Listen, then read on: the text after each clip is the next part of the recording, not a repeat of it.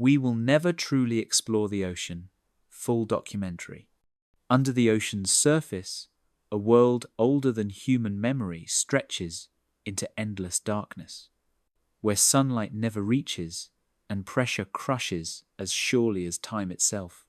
Mountains of rock, trenches deeper than the tallest peaks, and currents that have flowed unchanged for millennia conceal life forms that defy imagination. Our machines glimpse only fragments. Our instruments falter in the weight of the abyss. And yet the ocean's mysteries persist, immense and unyielding. This is a realm where exploration is provisional, understanding fleeting, and the unknown absolute. Step into the depths, where the journey is as infinite as the sea itself. The surface, illusion. The ocean's surface seems familiar, but gentle swells and sunlight conceal a vast, inaccessible world governed by physics and biology beyond human perception. Surface waves appear predictable, but they affect only the top centimeters of a 3,700-meter deep ocean, barely registering in the calculations of its mass and power. Tides move vast amounts of water along coasts, yet even these forces have little effect on the deep ocean, showing how limited the human perspective truly is. Beneath the surface, temperature and salinity reshape the ocean as the thin, warm upper layer hides cold, nutrient-rich waters below. Solar radiation penetrates the first few meters with substantial energy, heating the upper ocean far more rapidly than the layers beneath, generating temperature gradients that control everything from plankton productivity to hurricane formation. Argo instruments show seasonal variations in the upper ocean, while deep waters stay at 2-4 degrees Celsius, highlighting a thermal divide invisible from shore. These measurements demonstrate that what appears unified and serene from the surface is, in reality, a stratified system governed by thermocline boundaries that even modern submersibles struggle to traverse efficiently. Far below the sunlit waves, phytoplankton, like Prochlorococcus, thrive, absorbing vast amounts of CO2 and shaping global climate. Although the surface appears tranquil, satellite imaging shows swirling blooms stretching over thousands of square kilometers, formed by upwelling currents and nutrient pulses that seldom reveal themselves through visual changes on the water's surface. Studies using hyperspectral radiometers reveal that these blooms can reduce atmospheric CO2 by measurable fractions during peak productivity seasons.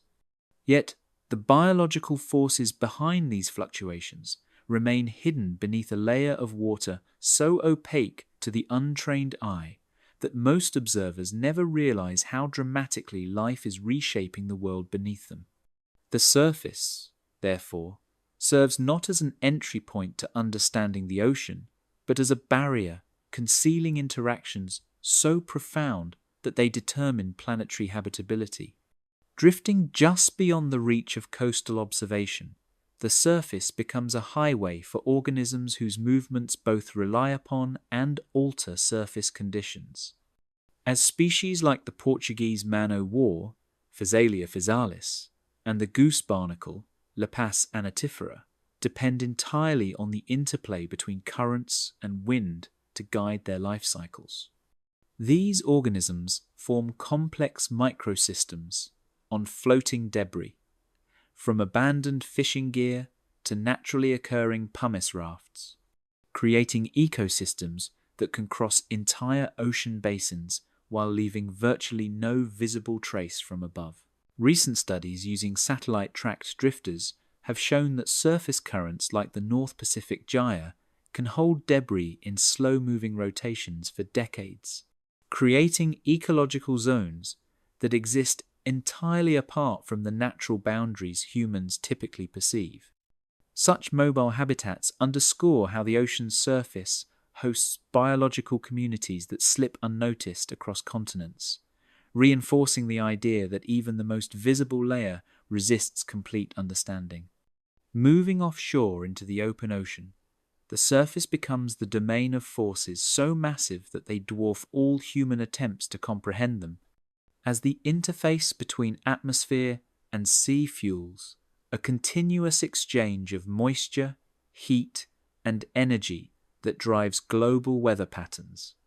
Evaporation from the surface contributes approximately 86% of global atmospheric moisture, feeding storm systems that grow into monsoons, typhoons, and hurricanes. Yet these monumental atmospheric phenomena remain largely unaffected by the unseen physics of the deep ocean that lies just beneath. Oceanographers analyzing flux data from buoys in the tropical atmosphere ocean tower ray have found that small fluctuations in surface temperature, sometimes as little as 0.3 degrees Celsius, can trigger events like El Niño, altering global climates for years. Yet these influential changes belie the incredible stillness of the abyss beneath them, where water masses remain unchanged for centuries. The very forces that appear powerful and dynamic from the surface reveal how fragile and thin our perspective is when compared to the ocean's true depth and magnitude. Venturing farther from land, the surface becomes a shifting mirror that hides the world's largest unexplored terrain. As acoustic surveys taken during the last 2 decades show that only about 25% of the global seafloor has been mapped at high resolution, leaving the vast majority of the ocean's physical structure unknown despite the apparent accessibility of its uppermost layer. While satellites equipped with radar altimeters can detect variations in sea surface height caused by underwater features like seamounts and ridges, their signals are too coarse to reveal most deep formations, meaning the surface reflects only hints of the extraordinary landscapes that lie beneath. Scientists working with the Seabed 2030 project estimate that at the current pace of mapping, humanity would require centuries to achieve a complete high-resolution model of the ocean floor, demonstrating that even with advanced instruments, our interaction with the ocean remains painfully superficial. This mismatch between technological reach and environmental scale exposes a fundamental truth. The surface, which seems like an inviting threshold, is in reality the boundary of an inaccessible universe. What begins as a familiar sheet of blue water eventually becomes a misleading promise of accessibility, because every ripple, reflection, and color disguises the complexity that lies just beyond the human gaze, allowing people to believe that the ocean is a place that can be understood from its shimmering exterior. The impression of clarity created by calm seas and luminous horizons masks the intricate webs of life and physics that operate beneath. And as sunlight fades into deeper layers of water, the true character of the ocean begins to reveal itself as a realm defined by obscurity rather than transparency. The illusion dissolves slowly as one contemplates the vast chasms, unseen creatures, and hidden forces waiting below the threshold where light can no longer penetrate. With every meter fallen into the quieting blue, the descent into deeper waters exposes a world that grows increasingly alien, drawing us gently away from the comfort of the surface and toward the mysteries that gather in the darkness below. Into the blue veil, a faint dimming of color becomes noticeable as the body sinks past the threshold where surface brightness begins to diffuse, because even the slightest descent introduces the first hints of a world that no longer behaves according to familiar terrestrial rules. The shimmering reflections that once conveyed a sense of clarity now break apart into muted gradients, revealing how quickly water absorbs and scatters wavelengths of light, starting with the longest reds and oranges that vanish within the first 10 meters and leaving blue as the dominant survivor of the photic spectrum. This transition sets the stage for a realm where visibility decreases not as a gentle fade, but as a steep collapse, turning daylight into a fragile visitor that cannot follow much farther. A gradual cooling of the surrounding water accompanies this fading illumination, marking the start of environmental changes that intensify with each passing meter. The upper photic zone, which supports nearly half of Earth's oxygen through the photosynthetic activity of phytoplankton, rests on a knife edge of conditions requiring stable sunlight, narrow temperature ranges, and predictable nutrient flows. The moment those parameters shift, even slightly, the microscopic drifters respond instantly, thinning in density as available light diminishes and altering the structure of life in a column that stretches kilometers downward. A sense of narrowing space emerges as suspended particles, known as marine snow, drift past in slow, deliberate motions, forming a continuous storm of organic debris that feeds countless species adapted to this vertical highway of falling nourishment. The composition of these particles, sheddings of gelatinous zooplankton, discarded larval casings, excreted waste pellets from copepods, reveals the recycling engine of the ocean, where almost nothing remains unused for long. These drifting materials help sustain midwater hunters, such as Chauleodus sloani, the Sloane's viperfish, which lurks in the dimming columns, even at depths where sunlight still threads through but begins to lose its dominance. An increasingly spectral atmosphere develops as scattering light interacts with suspended organisms, possessing reflective tissues or microscopic lenses, making the water shimmer with fleeting flashes of silver and opal. Many of these creatures belong to groups like comb jellies, whose ciliary rows diffract the remaining blue wavelengths into iridescent rainbows despite their delicate, nearly invisible bodies. These displays do not arise from intentional signaling, but from the physics of refraction in a medium where every movement bends and fractures the last remnants of daylight. A shift in pressure asserts itself more forcefully with continued descent, because even within the upper 100 meters, the increase becomes far greater than anything experienced on land. Every 10 meters of depth adds roughly one additional atmosphere of pressure, compressing gases, slowing cellular activity, and forcing organisms to evolve flexible membranes, reduced internal air spaces, and biochemical pathways that can withstand crushing forces. Species like the lanternfish, belonging to the family Myctophidae, demonstrate these adaptations with bodies structured for energy-efficient vertical migrations that span hundreds of meters each day, rising at night to feed and retreating by dawn to avoid predators. A softening of sound replaces the visual clarity lost earlier, because water transmits low-frequency vibrations with astonishing efficiency, allowing distant calls, volcanic rumbles, or ship engines to reverberate through the column. Whales navigating across ocean basins rely on this conductive quality, using infrasonic signals that travel thousands of kilometers with minimal loss of energy. Yet as depth increases, the soundscape changes dramatically, filtering frequencies and creating layers of acoustic shadows where certain tones become trapped or redirected, forming the enigmatic deep sound channel that bends audio waves along a curving path through the ocean's interior. A steady metamorphosis of locomotion becomes evident among midwater species that rely on gelatinous bodies, elongated fins, or complex musculature shaped by the viscous drag of denser water. Creatures like the heteropod mollusks propel themselves with wing-like foot structures, generating slow, rhythmic undulations that minimize energy expenditure in a region where every calorie is precious. Even fish adapted for higher speed bursts, such as Alipocephalus australis, possess streamlined profiles that allow them to navigate shifting currents with precise efficiency in a world governed by buoyancy rather than gravity.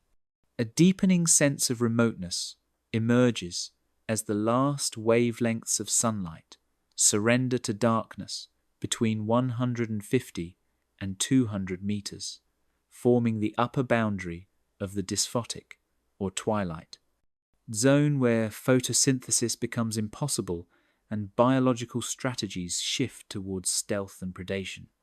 Bioluminescent organs, known as photophores, begin to dominate the visual landscape, illuminating bodies with constellations of blue-green points controlled by neural or chemical signals. These light-producing structures, found in countless species from hatchetfish to siphonophores, serve purposes ranging from camouflage and communication to prey attraction, each governed by biochemical reactions involving luciferins and luciferases. A sense of altered gravitational orientation accompanies this fading light because, without solid reference points or reliable visual cues, organisms evolve sensory organs capable of detecting pressure gradients, electrical fields, or chemical trails. The lateral line systems of fish become increasingly sensitive, enabling them to orient themselves within unseen currents or to detect the approach of predators moving through the water's subtle vibrations. Invertebrates like the glass squid Toithoenia pellucida employ statocysts, fluid-filled balance organs lined with sensory hairs to maintain stability in their expanding liquid surroundings. A gradual quieting of human assumptions settles in as the descent continues, because every shift in physics, chemistry, and life demonstrates how unfit the human body and technology are for even modest journeys into the midwater realm. The rapid disappearance of light, the exponential rise of pressure, the reorganized rules of sound transmission, and the vast reconfiguration of biological strategies all reveal a world so foreign that the familiar concepts of exploration lose meaning long before true depth is reached. The water grows darker, colder, and more enigmatic with every meter, gently steering thought toward the recognition that this twilight boundary is not an endpoint, but merely the beginning of a far stranger domain waiting below, where the last hints of daylight vanish entirely, and the ocean reshapes itself into something increasingly distant from human comprehension. Kingdom of the Twilight Zone. Descending into the mesopelagic, darkness does not mean stillness. Sunlight gives way to a realm of continuous motion. Temperature layers concentrate zooplankton, midwater fishes, and gelatinous drifters, each finely tuned to pressure, light, and energy scarcity, creating a pulse of life invisible to human eyes. Small changes in depth reveal populations with different eyes, metabolisms, and buoyancy, finely tuned to pressures dozens of times greater than at the surface. What appears barren to untrained eyes is, in fact, a domain structured around density pulses, faint optical cues, and the steady pulse of bodies rising and falling through a dim world that few humans ever truly visualize. Billions of mesopelagic organisms surge upward nightly, moving hundreds of meters to feed near the surface before retreating into darkness. This phenomenon, known as diel vertical migration, involves species such as cyclothone, the bristle-mouthed fishes, whose collective mass may exceed that of any other vertebrate lineage on Earth, and whose ascent and descent alter local carbon chemistry and nutrient flows on a global scale. Acoustic instruments show vast sheets rising uniformly, redistributing energy from surface waters to deeper zones with remarkable consistency. The sheer magnitude of this migration, repeated every 24 hours across all the world's oceans, reveals a moving engine whose cycles and interactions dwarf any ecological rhythm experienced on land. Glittering chains of bioluminescent pulses thread through the dim water, produced by species whose light-based languages remain almost entirely undeciphered despite decades of deep-sea observation. Many signals come from photophores with bacteria or chemical reactions, emitting light precisely tuned to deep-sea optics.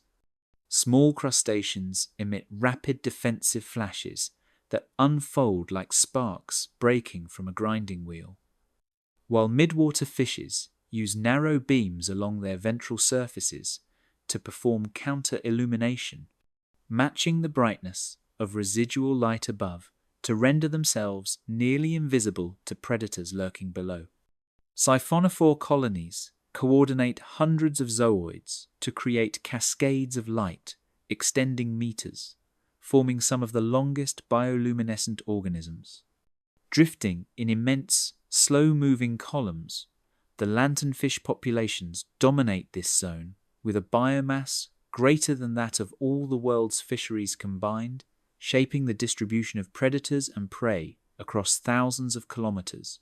Lanternfish have species-specific photophores and multi-layered retinas sensitive to faint light.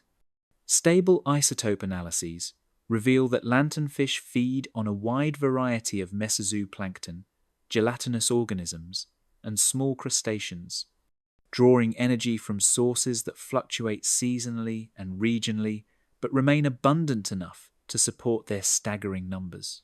Dense shoals form thick layers in the deep scattering layer, once mistaken for the seafloor.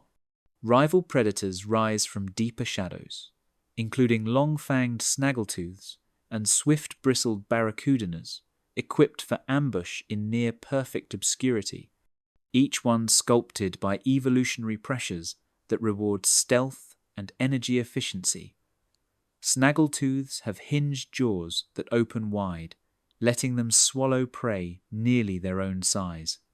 Barracudinas use elongated, lightweight bodies to strike rapidly despite dense mid-water drag. Gelatinous predators such as Atolla jellyfish and colonial siphonophores also patrol these depths, relying on trailing tentacles and neurotoxic stings that compensate for the low visibility and slow maneuverability typical of organisms in this pressurized realm.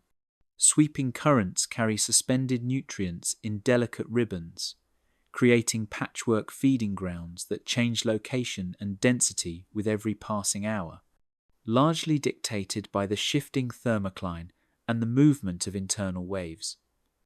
Nutrient ribbons carry marine snow detritus, plankton, and fecal pellets falling steadily from the surface. Marine snow composition varies with productivity, blooms, and dust, marking ecosystem changes across ocean basins.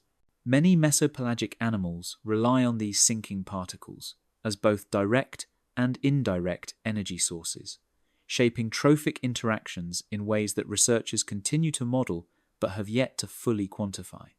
Sensitive acoustic studies reveal complex layers of sound-scattering organisms that shift vertically like living curtains, confusing sonar systems designed to map them, because the density of swimming bodies disrupts sound transmission in unpredictable patterns. These layers can rise and fall by several hundred meters within hours, responding to predator pressure, light gradients, and subtle changes in hydrostatic conditions. Internal reflections caused by bodies with differing acoustic impedance produce false signatures that sonar algorithms often misinterpret as schools of fish, geological surfaces, or even moving seafloor slopes. The variability of these scattering layers demonstrates that the mesopelagic is not simply a band of dim water, but a dynamic acoustic landscape that behaves more like a changing weather system than a static environment. Researchers studying carbon transport point to the mesopelagic as a keystone in global climate regulation, with sinking fecal pellets and exhaled CO2 shaping atmospheric chemistry in ways only recently quantified by biogeochemical models. Diel vertical migration redistributes carbon by moving metabolically active organisms upward at night, where they feed, and downward by day, where they respire and excrete deeper in the water column, enhancing long-term sequestration. Laboratory studies reveal that lanternfish and bristlemouth digestive processes produce dense, rapidly sinking pellets that descend at rates of several hundred meters per day, efficiently transporting carbon to the bathypelagic zone. This transport mechanism, part of the biological carbon pump, influences how much CO2 remains trapped in the ocean versus released back into the atmosphere, linking mid-water ecosystems to global climate cycles. New technologies attempting to capture this world, autonomous gliders, deep profiling floats, and low-light cameras, manage only fragmented glimpses of an ecosystem too vast to quantify, because visibility remains severely constrained by light absorption and scattering at these depths. Even the most advanced imaging systems struggle to track fast-moving organisms whose bodies lack strong optical contrast, while nets used for sampling often miss fragile, gelatinous species that collapse upon contact. Acoustic sensors provide broader coverage, but still fail to detect smaller or softer-bodied organisms that do not reflect sound efficiently, leaving large portions of the ecosystem effectively invisible to human monitoring. The result is that biomass estimates vary by orders of magnitude, demonstrating how little certainty exists regarding even the most fundamental measurements of this enormous realm. A growing recognition settles in that this twilight realm, vibrant and immense yet largely invisible, represents both a frontier of discovery and a reminder of how little control or comprehension humanity truly possesses as the descent continues toward deeper obscurity. Because the darkness that now thickens around these drifting shoals signals a world where familiar rules dissolve even further. The faintest hints of remaining daylight fade into a muted glow that will soon vanish completely, and the silhouettes of migrating creatures slip gradually into forms that appear more imagined than real. The deepening shadow marks a threshold that countless species cross with ease, yet remains nearly unreachable for human presence. And as the journey sinks toward the next gradient of darkness, the ocean begins to shed the last traces of twilight, preparing to reveal the far stranger territories that wait below, where darkness begins to rule. As the last vestiges of dim light fade entirely, a new reality asserts itself, where pressure and silence govern every motion, and the once familiar rhythms of the upper layers are replaced by a lethargic, deliberate pace of existence. The surrounding water presses inward with relentless weight, every 10 meters adding another atmosphere, until hundreds of times the force at the surface compresses every cavity, reshaping anatomy and behavior alike. Organisms that survive here have abandoned the rigid structures of shallow seas, trading speed and power for flexibility, density-tolerant tissues, and metabolic systems calibrated for extreme efficiency. Shadows lengthen not because of light, but because of the ocean's own density, forming a landscape that is simultaneously vast and intimate, where every movement is calculated and every encounter rare. Here, water density climbs to extremes, compressing gas-filled structures and sculpting bodies in ways impossible near the surface, demanding evolutionary creativity in every aspect of life. Deep-sea fishes have replaced air bladders with lipid-filled sacs or reduced internal cavities to resist collapse, while squids and gelatinous invertebrates rely on near-neutral buoyancy to drift silently through the abyss. Cellular membranes incorporate unsaturated fatty acids to maintain fluidity at near-freezing temperatures, and enzymatic reactions slow dramatically to conserve energy in a habitat where prey is sparse and every calorie matters. Even locomotion is different. Short bursts of speed are more common than sustained swimming, and ambush predation becomes the dominant strategy.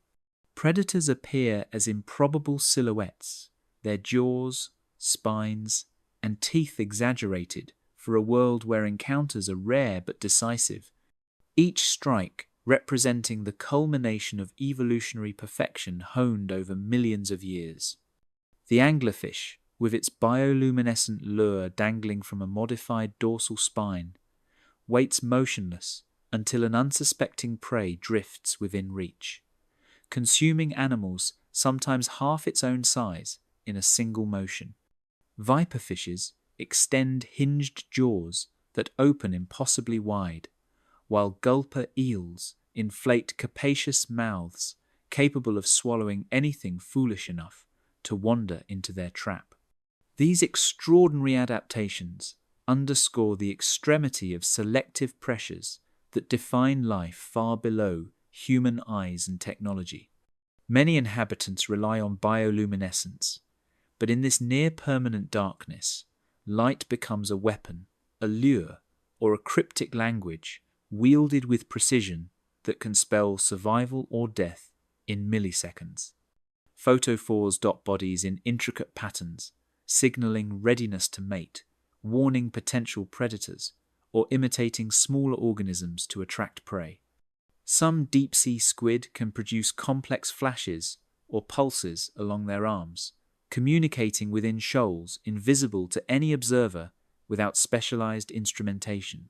Bioluminescence dominates the visual landscape, defining territory, identity, and hunting strategy, transforming the abyss from an empty void into a network of fleeting, luminous gestures. Gelatinous and soft-bodied organisms dominate in numbers, their fragile frames resisting the crushing forces that would obliterate rigid skeletons and allowing them to drift with minimal energy expenditure. Siphonophores and jellyfish extend long, trailing tentacles that ensnare prey with passive efficiency, while deep-sea ctenophores use ciliary rows to glide through water as slow-moving predators. These delicate animals often escape capture by traditional nets, meaning human knowledge of their abundance is still rudimentary, but they form a crucial backbone of mid- and bathypelagic food webs, connecting surface detritus to larger predators and shaping the dynamics of the abyssal ecosystem. Metabolic efficiency is paramount, as scarce food sources demand minimal expenditure and opportunistic feeding strategies, forcing life in the bathypelagic to adopt patience as a survival imperative. Some species, like the gulper eel, can endure months without consuming prey, while others store energy in dense lipid tissues to buffer long periods of famine. Observational studies show that vertical migrations, common in shallower zones, become far more restricted, replaced by strategic ambushes and opportunistic consumption of carcasses that sink from above. Energy budgets dominate every interaction, creating a rhythm that is deliberate, slow, and invisible to the casual observer. The seafloor rises and falls with subtle topography, forming micro-habitats for scavengers and ambush predators alike, as canyons, ridges, and escarpments provide structure in an otherwise featureless darkness. Crustaceans, echinoderms, and polychaete worms exploit these environments, consuming organic debris and carrion in complex spatial mosaics that concentrate life where resources accumulate. These benthic zones serve as reservoirs for both energy and diversity, linking vertical processes in the water column to horizontal dispersal across thousands of kilometers. Pressure-adapted organisms exploit microcurrents and sediment traps, revealing a level of spatial organization invisible from the surface, yet critical for sustaining life at depth. Temperature stabilizes near freezing, slowing biochemical reactions and shaping growth rates across species with remarkable uniformity, while oxygen concentrations reach critical minima that constrain distribution and activity. Specialized hemoglobins and gill structures allow some fish to survive where oxygen levels would be lethal elsewhere, and mitochondria within muscle tissues operate at minimal energy outputs, sustaining locomotion under extreme scarcity. These physiological innovations are coupled with behavioral strategies such as reduced competition and opportunistic scavenging, allowing populations to persist in a realm seemingly inhospitable to life, yet astonishingly abundant in its own terms.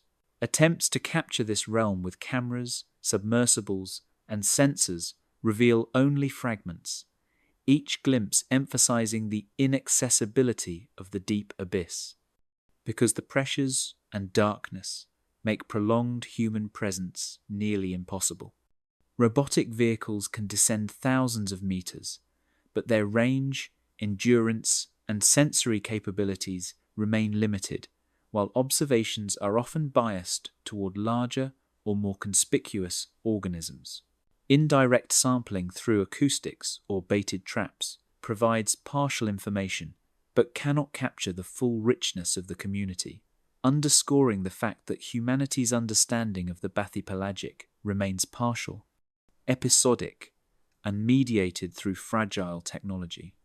In this world where darkness rules unchallenged, the interplay of extreme physics, biological ingenuity, and evolutionary artistry offers both revelation and a profound sense of human limitation, because even the most advanced instruments can only hint at the true scale and diversity of life.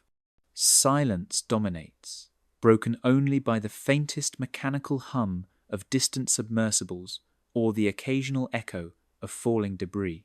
Yet each shadow, each flicker of bioluminescence, tells a story of adaptation beyond surface comprehension.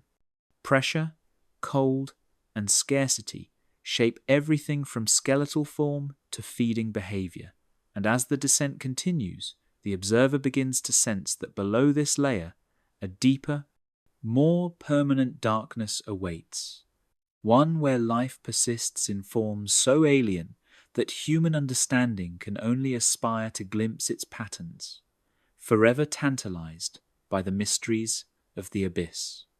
The stillness of the abyssal plains. Beyond the last traces of bathypelagic movement, the ocean floor opens into an endless expanse, a realm defined by patience and stillness, where horizons stretch beyond perception, and the faintest ripple of life goes almost unnoticed. Here, the water above seems suspended in quiet permanence, and the abyssal plains themselves appear as sheets of muted grey, sculpted by forces too slow to observe within a human lifetime. Every metre of this vast landscape is a record of time's imperceptible hand, a testament to sedimentation and tectonics acting on scales that dwarf the brief flicker of human presence. In this place, motion is subtle, measured, and almost reverential, as if the ocean itself demands silence to preserve the magnitude of its hidden history. Sediments settle over millennia, layer upon layer, recording ancient currents, microscopic life, and the faint echoes of distant eruptions, building a stratigraphy that can reveal climatic cycles, glacial advances, and shifts in ocean chemistry over tens of millions of years. Fine clay, silt, and organic debris accumulate at rates as slow as 1 to 2 centimeters per 1,000 years, each particle a fragment of a surface ecosystem that once existed far above. Radioisotope dating and deep-sea coring techniques allow scientists to reconstruct these timelines, demonstrating that what appears empty is, in fact, a rich archive of planetary change, meticulously preserved beneath the weight of the ocean. Occasional benthic invertebrates traverse these plains with deliberate slowness, leaving trails that mark the only visible motion across a vast, muted canvas. As brittle stars extend delicate arms and holothurians propel themselves with soft, undulating contractions. Polychaete worms probe the sediment for nutrients, while occasional deep-sea crabs scavenge fragments of organic matter. These creatures move with extreme economy, their behaviors dictated by the scarcity of resources, and their presence, though rare, punctuates the monotony of an otherwise motionless world, reminding observers that life persists even in the quietest reaches of the ocean. Tectonic shifts rise imperceptibly beneath the sediments, shaping hidden ridges and subtle valleys that guide water movement and nutrient deposition, creating microenvironments that are otherwise invisible within the uniformity of the plains. Abyssal hills, fractures, and faulted escarpments form a patchwork of subtle topography across thousands of square kilometers, influencing the flow of deep currents and the deposition of sediments. These features also determine the distribution of benthic communities, concentrating organic material in low areas and offering anchorage or shelter in regions otherwise devoid of structure. Sparse organic matter filters down from above, sustaining communities whose adaptations emphasize energy efficiency above all else, as detritus slowly rains from the sunlit zones hundreds or thousands of meters overhead. Microbial mats and scavengers rely on this intermittent influx, consuming marine snow, fecal pellets, and fragments of carcasses that manage to reach the seafloor intact. Laboratory experiments and deep-sea observations reveal that the rate of decomposition and energy transfer in these conditions is extraordinarily slow, stretching survival and activity cycles to timescales unimaginable near the surface. Chemical gradients in oxygen, sulfide, and methane carve invisible niches, forming microhabitats that support specialized, enigmatic life, including chemosynthetic bacteria and rare tube worms that colonize small hydrothermal seeps or methane-rich pockets. These pockets are oases in an otherwise monotonous expanse, providing concentrated energy sources and driving localized biodiversity that belies the apparent emptiness of the surrounding plains. Even within the uniformity, small-scale chemical and thermal variation shapes the biology of every organism, demonstrating that subtlety governs survival in these extreme conditions. Sediment cores reveal a slow history of planetary change, from glacial cycles to tectonic rearrangements, preserved in grains too small to see without magnification. Each stratum a frozen narrative of shifting continents, fluctuating sea levels, and millennia of ecological transformation. Analyses of mineral composition, isotopic ratios, and microfossil content provide windows into oceanic productivity, atmospheric chemistry, and the migration of species across ancient seaways. These cores show that the abyssal plains, though seemingly empty, act as the planet's silent record keepers, documenting events that shaped life above and below for eons. Rare bursts of activity punctuate the silence, a feeding frenzy around a fallen carcass or the fleeting glow of a bioluminescent organism, illuminating the immediate darkness. Whale falls, for instance, trigger rapid colonization by scavengers such as hagfish, crabs, and amphipods, creating temporary oases that sustain highly specialized communities for decades. Even a single carcass can influence local chemistry, nutrient distribution, and population dynamics, providing a stark contrast to the surrounding stillness and illustrating the episodic nature of life on the abyssal plains. Despite the emptiness, abyssal plains play a critical role in global biogeochemical cycles, storing carbon and moderating nutrient flows on a planetary scale. Organic matter buried in sediments contributes to long-term carbon sequestration, while microbial decomposition transforms nutrients into forms accessible to other deep-sea life. These slow, cumulative processes regulate the chemistry of the ocean over millennia, subtly connecting the deepest, quietest regions of the Earth to the rhythms of climate and the biosphere above, revealing that stillness does not equate to insignificance. Amid the ocean's silent expanse, it speaks in geological time, hinting at the hidden hotspots and hydrothermal eruptions that punctuate the darkness with sudden drama, because even the most monotonous stretches are intersected by forces of energy and heat capable of transforming local ecosystems in moments. Sediments may conceal volcanic vents, mid-ocean ridges, and tectonic fissures, each with its own localized communities and chemical anomalies, standing as reminders that beneath the apparent calm lies a potential for sudden, transformative change. The abyssal plains, immense and patient, cradle these mysteries, bridging silence and the occasional eruption of vitality, guiding the observer toward regions where geology, chemistry, and biology converge in startling, often explosive clarity. Volcanoes in the dark. From the monotony of the abyssal plains, heat and light erupt in unexpected pulses, revealing islands of activity in the dark, where the cold, still water gives way to fountains of superheated minerals and chemical energy.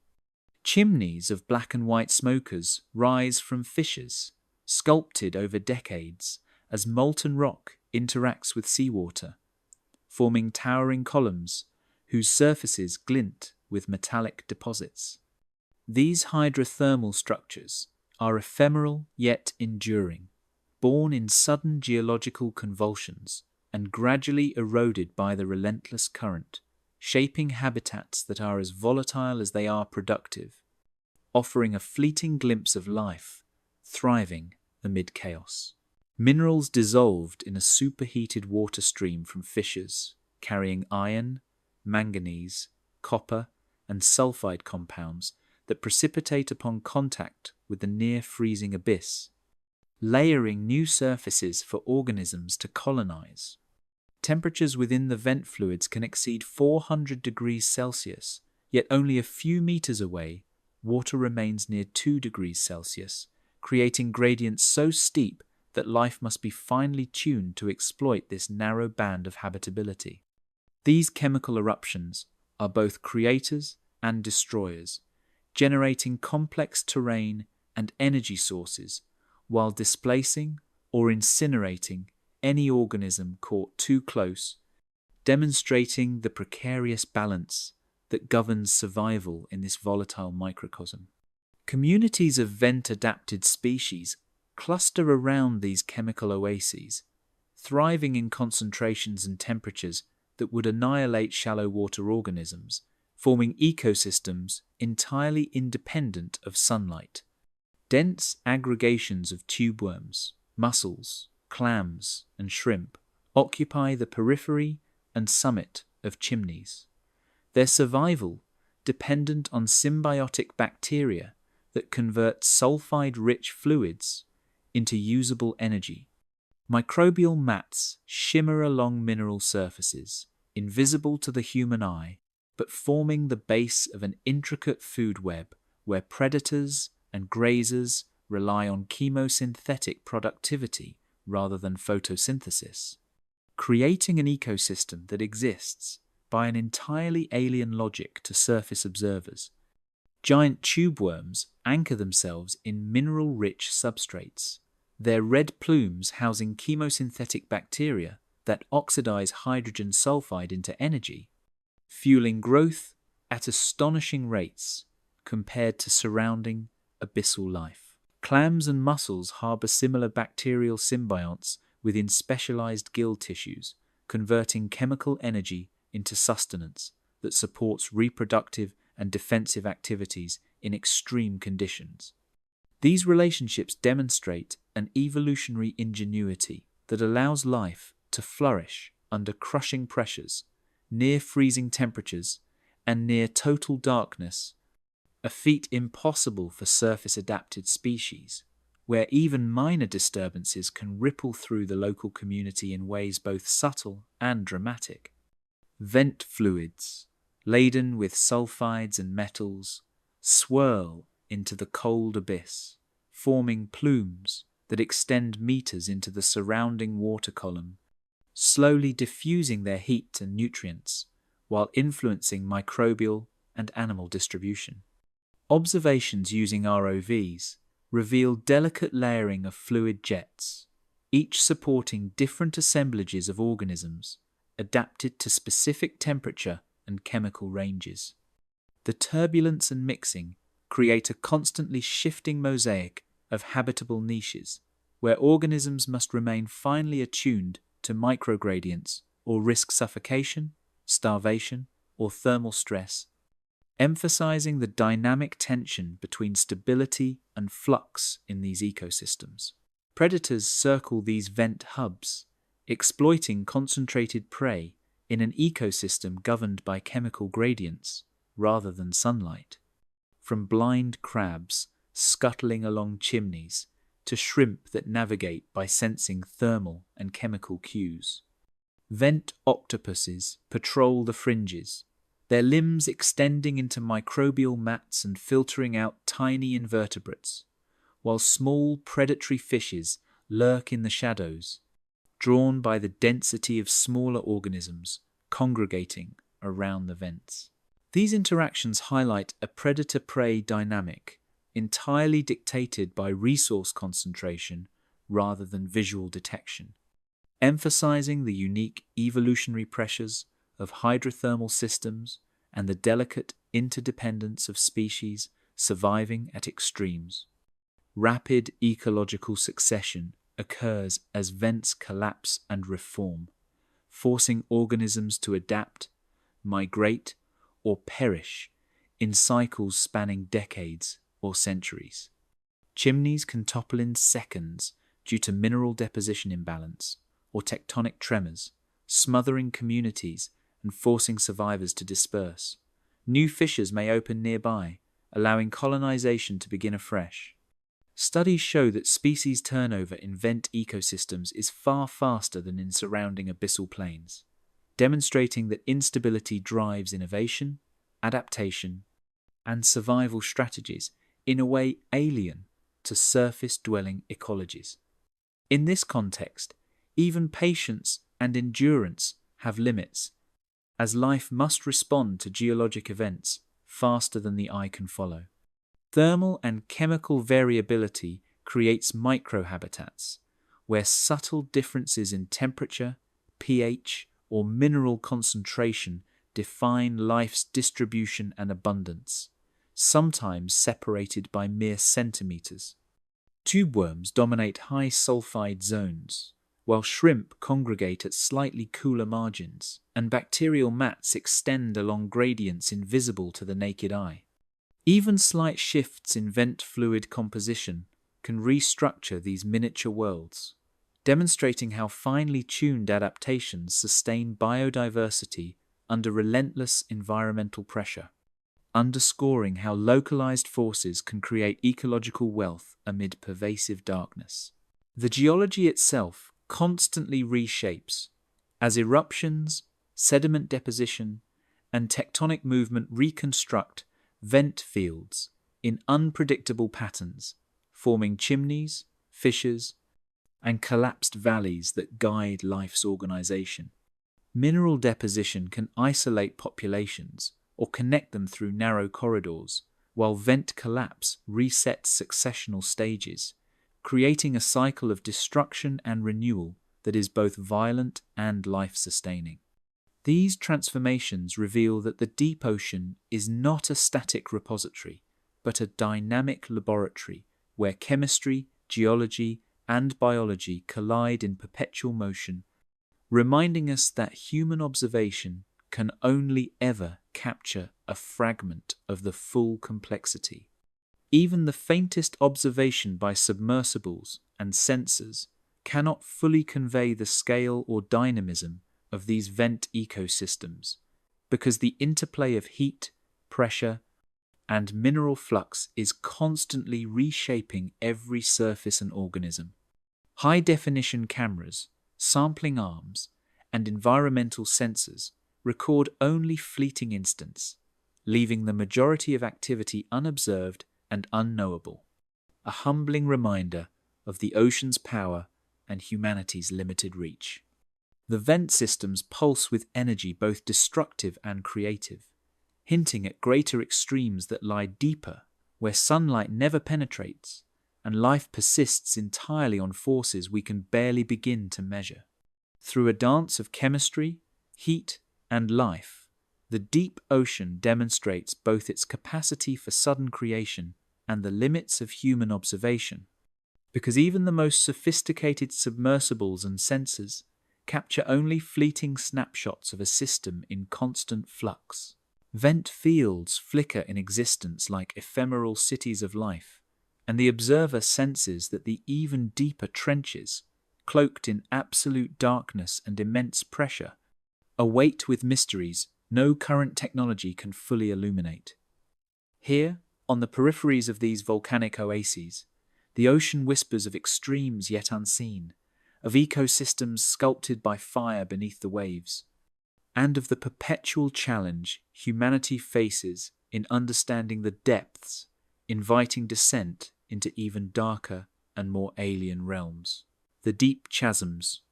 Past the pulsing vent fields, the ocean folds inward, forming narrow chasms that descend into darkness more absolute than anything above, as if the sea itself had carved secret corridors leading into Earth's hidden underworld. The walls of these trenches rise and fall in jagged relief, coated with sediments that have accumulated over millennia, their surfaces etched by landslides and tectonic shifts too slow to perceive but relentless in their effects. The faint glow of distant submersible lights illuminates only fragments of the terrain, leaving the mind to imagine the immense void beyond the beam, a place where human senses reach their limits almost instantly. These trenches, carved by tectonic collisions and the slow grinding of Earth's plates, plunge kilometers below the abyssal plains, creating some of the planet's most extreme depressions. Subduction zones push one plate beneath another, dragging sediments, rocks, and even entire ecosystems into vertical gulfs of unimaginable depth. The Mariana Trench, reaching nearly 11,000 meters, represents a pinnacle of these extremes, where the seafloor narrows into a labyrinth of chasms, cliffs, and overhangs, and every meter downward amplifies conditions that would obliterate life or technology unprepared for the journey. The narrowness of these trenches concentrates both pressure and environmental extremes, creating a sense of claustrophobic depth that magnifies the alien quality of the Hadal Zone. Pressure rises relentlessly, increasing roughly 1 atmosphere every 10 meters, until even the sturdiest human-made vessel feels as though it could be crushed like glass, a reminder that the Hadal environment is fundamentally hostile. At the base of the deepest trenches, pressures exceed 1,100 atmospheres, compressing equipment, fluids, and even the structural integrity of submersible hulls. Life that thrives here has evolved in these conditions, but humans cannot endure them directly, relying instead on machines that must balance resilience, precision, and delicate maneuvering, each descent a high-stakes test of engineering against nature's extremes. The crushing weight of the overlying ocean also influences the behavior of fluids, sound propagation, and even chemical equilibria, creating a multidimensional challenge for researchers attempting to measure this environment.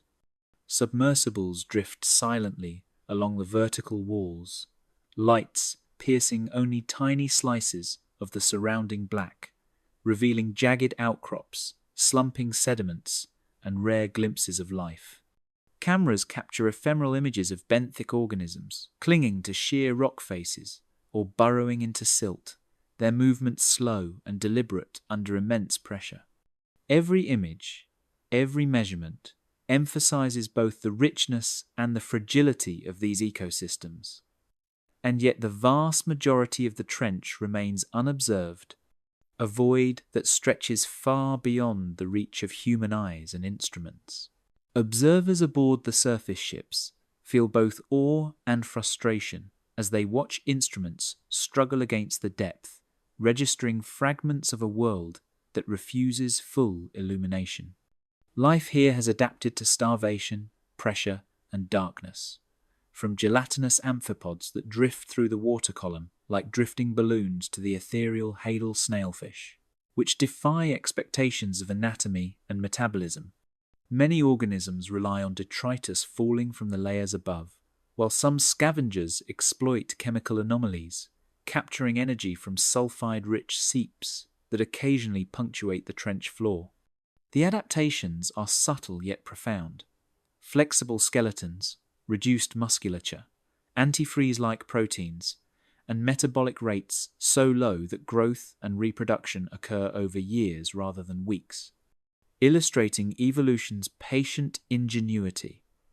In some trenches, species exist nowhere else on the planet, highlighting the isolation and specialization forced by these vertical gulfs.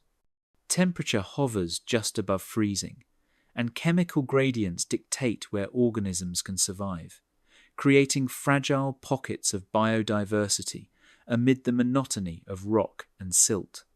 Oxygen minimum zones appear sporadically along trench walls, and organisms must either avoid them or evolve biochemical strategies to tolerate hypoxia.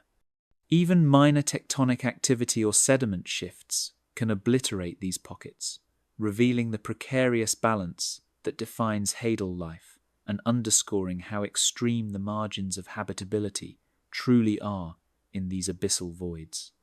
Subtle variations in salinity, pressure, and mineral content dictate the boundaries of every species niche, compressing life into narrow ecological corridors along vertical cliffs. Occasionally, seismic tremors awaken the chasms, dislodging sediments and reshaping habitats in moments that outlast human patience by millennia. Underwater landslides cascade down trench walls, burying microbial mats and small invertebrates, while rockfalls create temporary cliffs and crevices that alter microhabitats.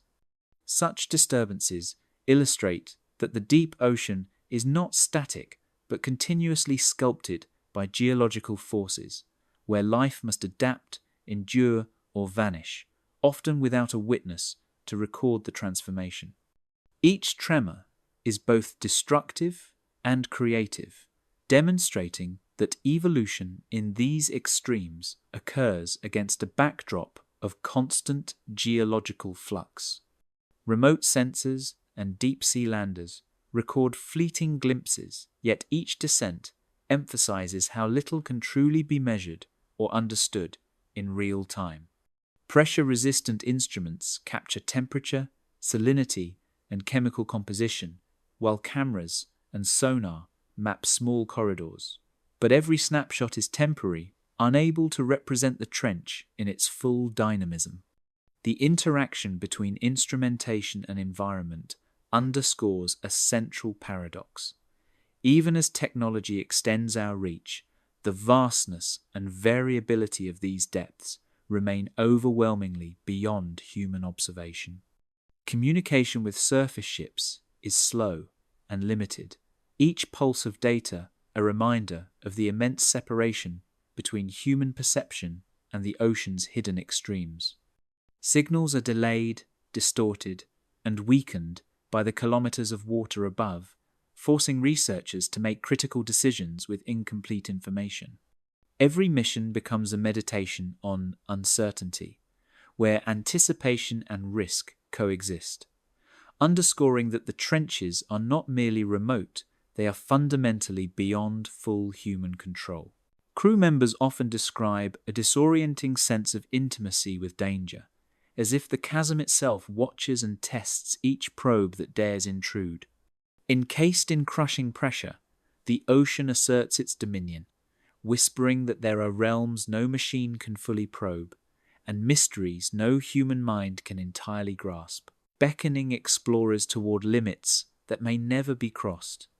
Even as ROVs skirt jagged walls and cameras illuminate alien landscapes, the true scale and depth of the hadal zones remain out of reach, a shadowed testament to Earth's extremes. The deep chasms, carved over eons, and inhabited by creatures that thrive under conditions lethal to almost all other life, remind us that the ocean contains worlds that exist entirely on their own terms, vast, unforgiving, and hidden, inviting both awe and humility before the limits of exploration, and hinting at the monumental engineering challenges awaiting the next descent into darkness. Machines that break before they reach the bottom. Where light cannot reach, human ambition meets its harshest trial as engineers send fragile vessels into crushing darkness, knowing that every descent is a delicate negotiation with the ocean's immense power. Even the most meticulously designed submersibles face a realm where physics grows unforgiving. Pressure rises by roughly 1 atmosphere every 10 meters, and at the greatest hadal depths, it can exceed 1,100 atmospheres, conditions that would instantly obliterate an unprepared structure. Each dive is a gamble, a dance between engineering ingenuity and the ocean's indomitable laws, where failure is not only probable but expected, and every mission carries the silent awareness of danger. Even the strongest hulls, forged from titanium and reinforced composites, bend and whisper under pressure that would flatten conventional steel, and engineers must anticipate micro-deformations that accumulate silently over time. Every weld, panel, and seam is tested against forces that cannot be replicated entirely in laboratories because the interplay of temperature, pressure, and seawater chemistry at extreme depths produces stresses far beyond surface experience. Hulls may survive initial descent only to fail under subtle imperfections, revealing the razor-thin margin between survival and catastrophe in a world defined by weight and density rather than gravity alone. Historical accounts of early deep-sea experiments remind us that even modest depths once spelled disaster for experimental designs, and those lessons echo in every modern mission. Sensors designed to record temperature, salinity, and chemical gradients often fail mid-descent, succumbing to extreme cold, corrosive mineral content, or the sheer compressive force of water. High-precision instruments, encased in delicate housings, may collapse or leak, while onboard electronics may short under conditions that exceed their design thresholds. Even the most advanced pressure housings for cameras and spectrometers are not immune. Glass spheres may implode, syntactic foam may crack, and optical lenses may fracture, leaving explorers with incomplete snapshots of ecosystems that exist beyond human reach. Engineers often describe this as partial vision, a reminder that the ocean conceals far more than it reveals. Cameras cloud and crack, lights flicker, and communication cables snap, severing contact with the world above and leaving crews in tense silence, aware that the success of months of planning can be undone within minutes. Acoustic signals lag behind commands, creating an unsettling disconnect between pilot and machine, and operators often navigate blind through blackness, relying on intuition and partial sensor feeds. Each descent becomes a suspenseful negotiation. The ocean tests every design, every calculation, and every contingency, revealing the gulf between human expectation and the ocean's unyielding reality. Modern submersibles, like the Nereus and Trieste, illustrate both triumph and vulnerability, showing that even when a mission succeeds, the margin of safety is perilously thin. Every mechanical failure serves as a stark reminder of the ocean's authority, an invisible hand that enforces its limits without malice or pause. Implosions are sudden and catastrophic, leaving only scattered debris and distorted readings for scientists to reconstruct after the fact. Hydraulic systems fail under compression. Power systems falter due to the energy required to withstand dense water, and delicate robotic manipulators become brittle, unable to perform even simple movements. These incidents underscore a sobering truth. The ocean is a sovereign environment that can never be fully tamed by human ingenuity, and every success is measured in increments rather than absolutes. Submersibles designed to explore the Mariana and Tonga trenches endure stresses far beyond laboratory simulations, testing material science in real time. Pressure vessels are engineered to maintain integrity under loads equivalent to thousands of tons pressing from every direction. Yet each dive confronts unpredictable turbulence, sediment flows, and minute structural flaws. Even with redundancy and fail-safes, the reality of the deep ocean exposes weaknesses invisible at the surface, demonstrating that engineering is constrained not by imagination, but by the fundamental laws of nature. Historical accounts of the Trieste's dive in 1960 emphasize how every descent is an experiment in courage as well as science. Pressure-induced implosions, hydraulic malfunctions, and energy depletion underscore that even cutting-edge technology remains provisional against these extremes. Batteries drain faster in the cold, motors strain under compression, and communication relays degrade. Every mission is thus a delicate balance. Operators push machines to their limits to capture data while constantly acknowledging that survival cannot be guaranteed and that even success represents only a temporary victory in a landscape that will continue to challenge every future attempt. The line between discovery and disaster is thin, and even incremental advances demand years of preparation and testing. Remote monitoring and autonomous vehicles provide partial glimpses, yet each descent emphasizes how little can truly be achieved in real time. Acoustic mapping, photogrammetry, and laser scanning capture fragments of trenches, but the results are incomplete mosaics, leaving vast regions unseen. Even the most sophisticated AI-guided landers can document only local areas before battery limits or mechanical failure cut short exploration, underscoring the ocean's persistent inaccessibility and the provisional nature of human understanding in these extreme realms. Each mission feels like opening a tiny porthole into a cathedral of darkness that stretches far beyond perception. Under the weight of unbroken darkness, efforts to map the seafloor with sonar and multi-beam systems produce only partial mosaics, while vast swaths remain uncharted, cloaked in darkness and inaccessibility. Variations in seafloor topography, sediment composition, and water column density complicate even the most advanced mapping technologies, producing data that must be interpreted cautiously. Scientists are forced to infer much from indirect readings, modeling entire sections based on sparse measurements, emphasizing the profound limits of what can be known about these extreme depressions. The ocean constantly reminds humanity that even meticulous planning cannot fully conquer its scale or complexity.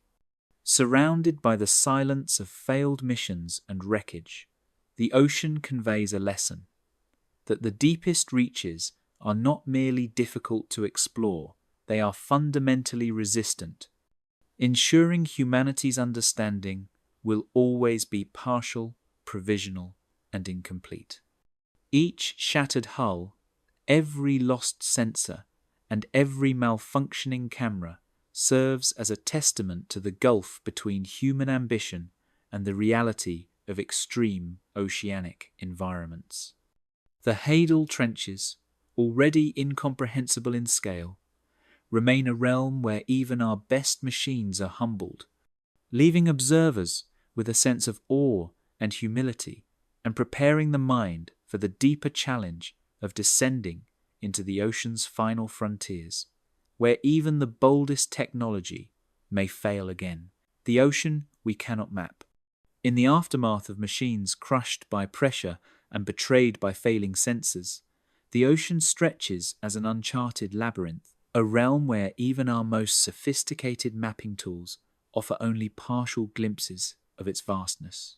Sonar pulses, intended to illuminate hidden contours, strike the seafloor and return fragmented echoes, painting fleeting patterns of valleys, ridges, and crevices that dissolve almost immediately into shadowed ambiguity.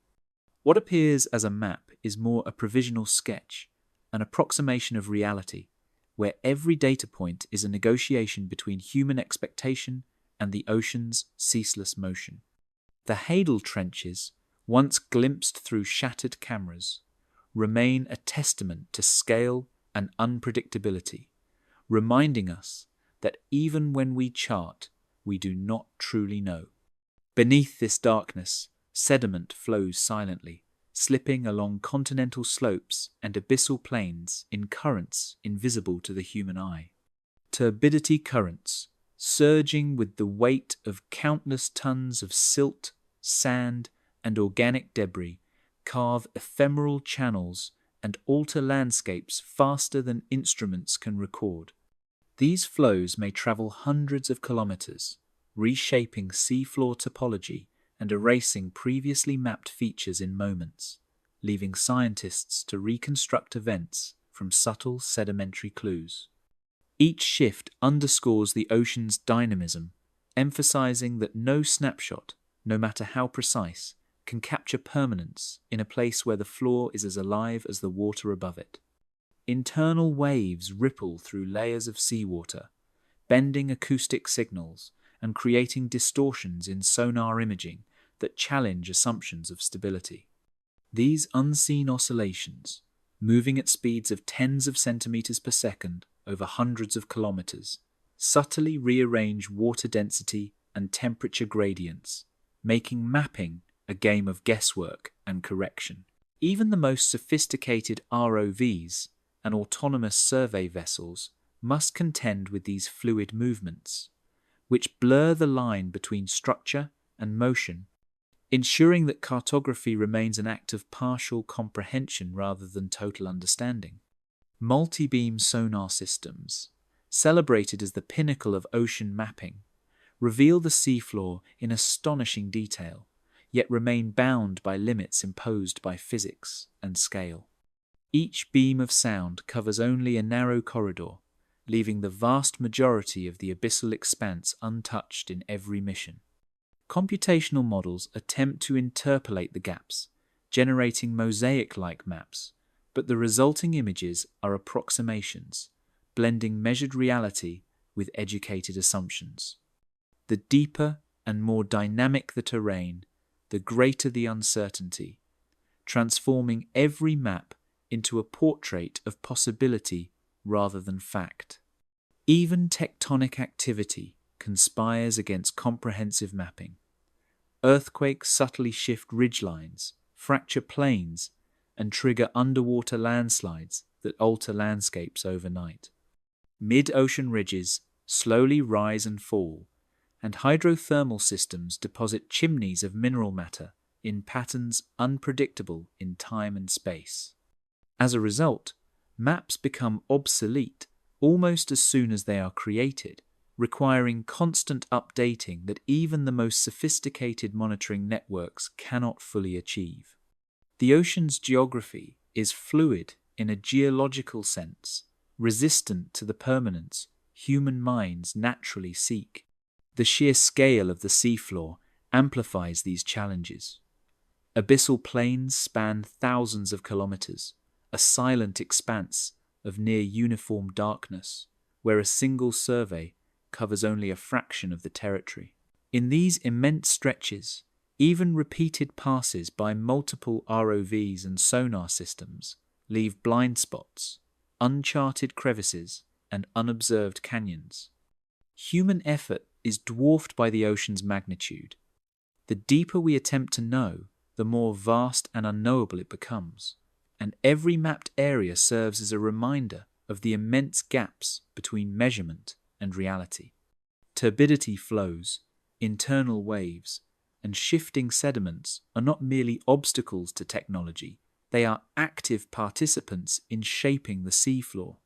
And they remind scientists that the ocean resists human categorization. Features recorded one month may vanish the next, eroded or buried under layers of new deposits. As a result, even continuous monitoring produces a dynamic picture, a seascape in motion where permanence is an illusion. The ocean does not preserve its features for observation. It lives independently of our curiosity and instruments. Mapping reveals only the terrain, but within that terrain lie cryptic habitats that remain invisible even when the ground itself is known. Canyons, fissures, and slopes conceal entire ecosystems that exploit microcurrents, sediment pockets, and mineral deposits invisible from above. Creatures adapted to these niches may never be observed directly, even by ROVs designed to survive crushing depths, and life continues in complex networks beyond human perception. The partially mapped ocean thus becomes both a geological and biological mystery, its surface in data revealing far less than the processes and life it shelters. Even in areas partially charted, scientists must rely on inferential reasoning and indirect observation, combining sonar, sediment cores, chemical sampling, and glimpses from submersibles to piece together the larger picture. Yet this patchwork understanding is provisional, forever limited by the ocean's fluidity, darkness, and scale. Each success in mapping is a fragment of truth. Each failure reinforces the profound humility required when confronting a world that cannot be fully known. The process itself becomes a meditation on limits, patience, and the acceptance that some aspects of nature remain irreducibly hidden. And so, as the last sonar pulses fade into uncharted darkness, it becomes clear that mapping the ocean is not merely difficult, it is fundamentally impossible in totality. Every current, every sediment shift, every tectonic tremor, and every unseen organism ensures that the seafloor remains a landscape of partial knowledge, a constantly evolving mystery. While technology provides fleeting glimpses of form and structure, the ocean retains dominion over scale, movement, and hidden life, inviting reflection on the humility of human ambition and preparing the mind for the unseen biological mysteries that persist even where the terrain has been tentatively traced. The invisible majority.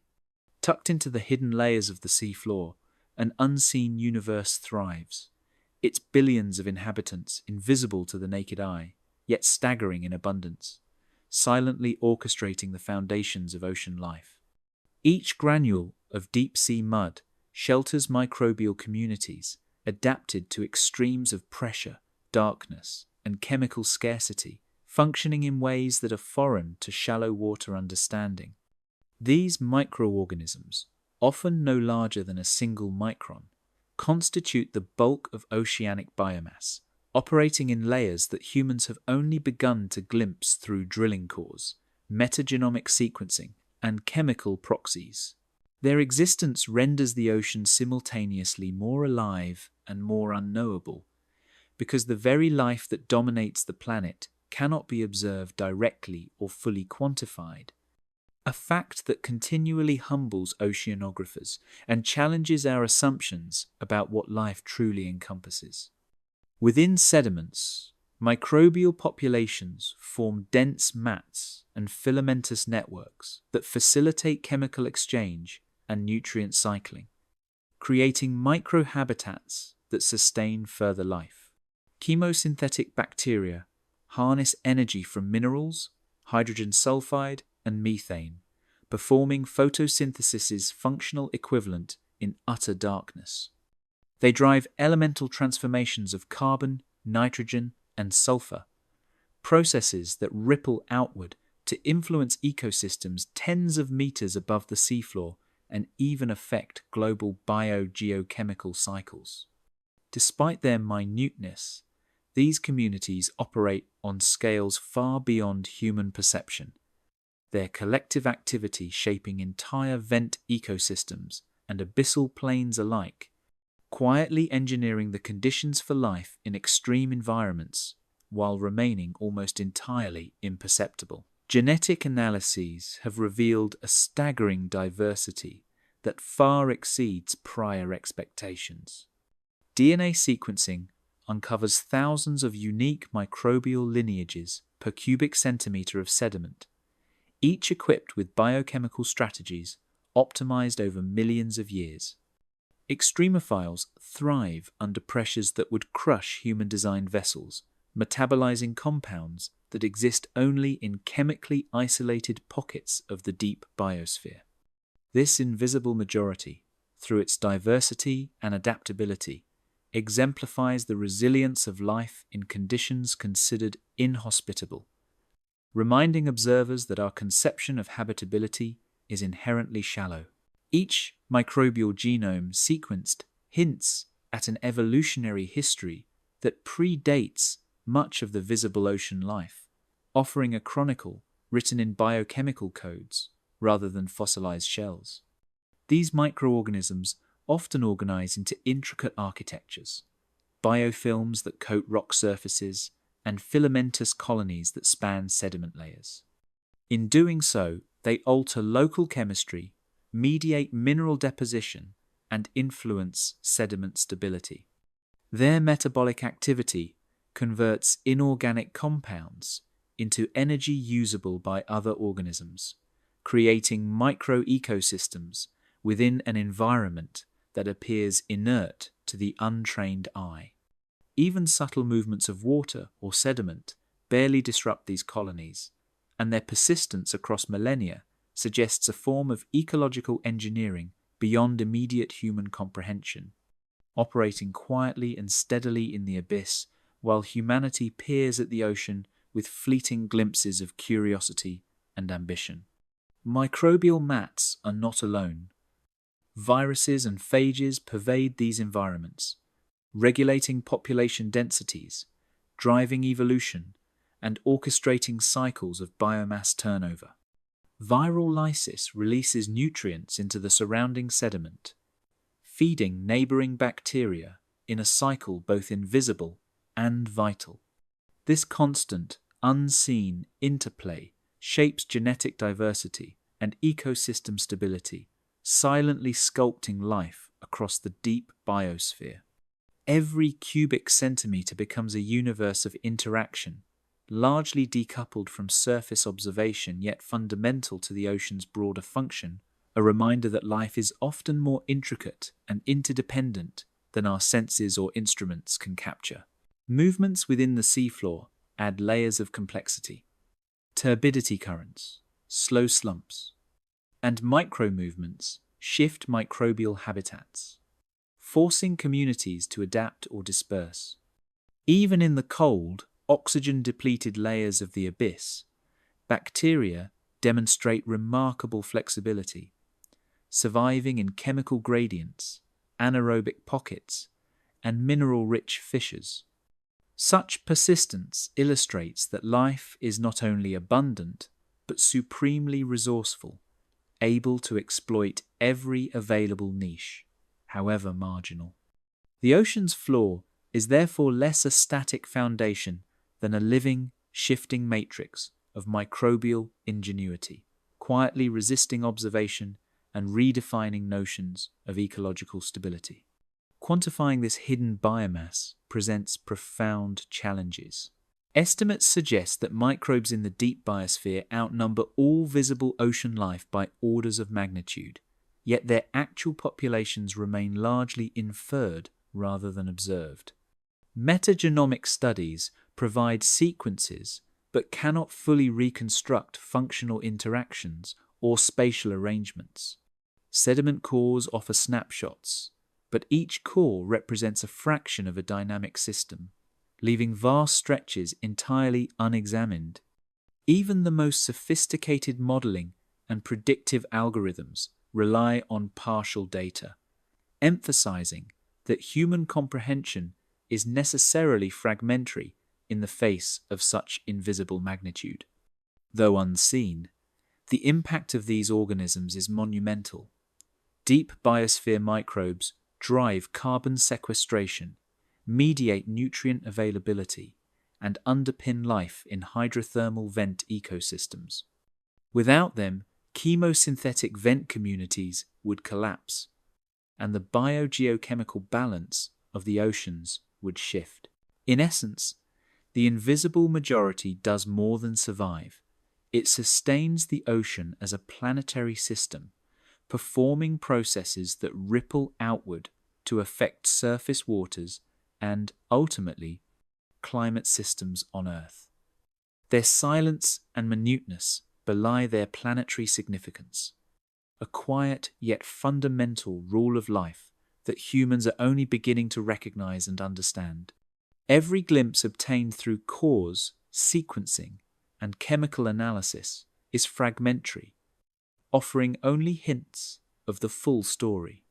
Scientists can infer presence, metabolic pathways, and potential interactions, yet the real dynamics, the timing of growth, predation by viruses, and ecological feedback remain largely hidden. The ocean's dominant life forms operate beyond the reach of direct observation, creating an invisible architecture upon which the observable ocean depends.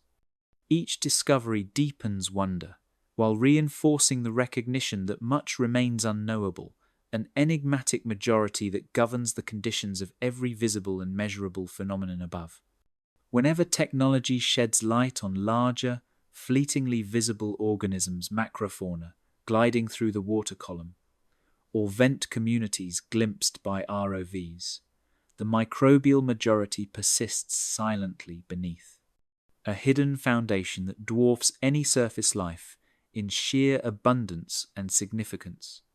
This invisible majority reminds us that the ocean is not simply vast in size, it is profoundly complex in form, dominated by life that exists entirely outside our direct sensory perception. The transition from unseen microbes to rare, observable creatures foreshadows the next layer of mystery, a deep biosphere intertwined with ephemeral life forms, hinting that the ocean's most consequential inhabitants are also the most elusive, perpetually defying the human desire for total comprehension. Creatures revealed only once. Occasionally, the quiet depths are pierced by a sudden shimmer, a creature glimpsed once before vanishing into shadow, as if the ocean itself allows only a fleeting acknowledgement of its inhabitants. A giant squid glides past, its elongated tentacles drifting like wisps of smoke, momentarily outlined against the faint luminescence of abyssal waters, before disappearing entirely from view. Such encounters are rare, often captured by ROVs or deep-sea cameras baited for weeks, yet their rarity is not merely a consequence of human limitations. It reflects a fundamental strategy of survival in a world where visibility is a liability. Every motion, every reflective scale or bioluminescent flicker becomes a momentary signature, leaving the observer with more questions than answers and a profound sense of the ocean's elusiveness. A gulper eel appears next, its cavernous mouth a grotesque silhouette against a faint green glow produced by scattered bioluminescence. This moment, though brief, offers insight into adaptations honed over millions of years. Slow metabolisms to conserve energy, distensible stomachs to exploit rare prey, and eyes tuned to capture the faintest trace of light. Observers note the rhythmic undulations of its elongated body, a movement both deliberate and efficient, optimized for a realm where every joule of energy is precious. Such creatures challenge conventional definitions of abundance and presence, existing largely outside the human ability to measure or catalogue, their lives a series of vanishing points across the vast darkness. Camera traps reveal patterns invisible to the human eye, capturing ghostly siphonophores that shimmer like fragile chandeliers drifting through a black void. Their colonies stretch for meters, yet their motion is subtle, synchronized with currents and chemical gradients that only they detect. Each frame captured is a fragment of an ecological narrative, that will never be fully reconstructed. These organisms appear as transient phantoms, offering the illusion of presence while retaining ultimate mystery. Observers can note morphology, length, and coloration, but behavior, social interaction, and lifespan often remain speculative, emphasizing the limits of observation in an environment that exists almost entirely beyond human perception. These fleeting encounters underscore the unpredictability of life in extreme depths, where survival demands stealth, patience, and exquisite sensitivity to chemical, tactile, and hydrodynamic cues. Many species are solitary, appearing only to feed, migrate, or reproduce, their timing synchronized to environmental triggers imperceptible to outsiders. Even the most sophisticated tracking equipment cannot follow them for long. The creatures slip past the gaze of human instruments with the ease of a phantom, leaving behind only traces of disturbed sediment, fleeting shadows, or bioluminescent glows that vanish almost instantly. In these moments, the observer realizes that the ocean's macrofauna do not exist on human terms, and that the very act of observation may itself be an intrusion into their carefully balanced world. Every brief sighting is accompanied by questions that may remain unanswered for decades. How many of these organisms exist?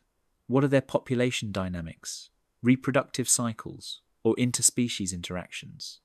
Observers can piece together clues from the patterns of repeated sightings or the composition of stomach contents recovered opportunistically, but the true breadth of diversity remains elusive. Even statistical models, informed by deep-sea trawls and sonar readings, yield estimates with margins so large that the results feel almost philosophical, a reflection of humanity's partial grasp on a realm defined by invisibility. Some species appear only to perform critical life functions in specific microhabitats, vanishing immediately afterward. Vertical migrators, such as certain deep-sea shrimps or lanternfish, traverse hundreds of meters each night, crossing layers of water with varying temperature, pressure, and light intensity. They ascend briefly into zones where detection is possible, then descend into darkness where sensors cannot follow. This ephemeral presence magnifies the difficulty of cataloguing them and highlights a biological paradox. The creatures most abundant in the ocean's depths are often those we can see least, defying our expectation that visibility correlates with significance. Depth, pressure, and darkness combine to create an environment where stealth is not just advantageous, but essential. Some predatory species exploit low light conditions to ambush prey, while others maintain translucent bodies to blend with the inky blackness. Bioluminescence is employed sparingly and strategically, as a lure, a signal, or a sudden flash to disorient attackers. The fleeting nature of these illuminations underscores the transience of human observation. Moments of light captured by submersibles are temporary windows into a world that rarely consents to be fully revealed.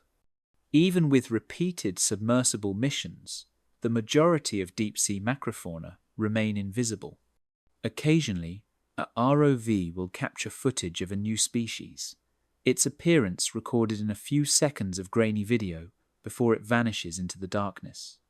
These instances provide tantalizing glimpses into previously unknown morphologies, elongated limbs, gelatinous bodies, and strange appendages adapted to the abyss, but they are insufficient for comprehensive study. Researchers can propose hypotheses about feeding habits, reproductive strategies, or evolutionary lineage, yet these remain conjectures, illustrating that much of the deep-sea ecosystem is perpetually beyond classification. The ephemeral nature of these creatures also emphasizes the ocean as a record of impermanent moments where life is transient, interactions fleeting, and ecosystems persist largely unseen. Each observation, no matter how brief, contributes to a growing database of knowledge, while simultaneously underscoring how little is truly known. The ocean's depths become both a living archive of current biological processes and a repository of evolutionary adaptations that continue to unfold in obscurity, revealing that the act of witnessing is inherently incomplete, partial, and provisional. These ephemeral glimpses hint at a broader narrative. The deep ocean is not merely vast in volume, but profoundly resistant to human comprehension.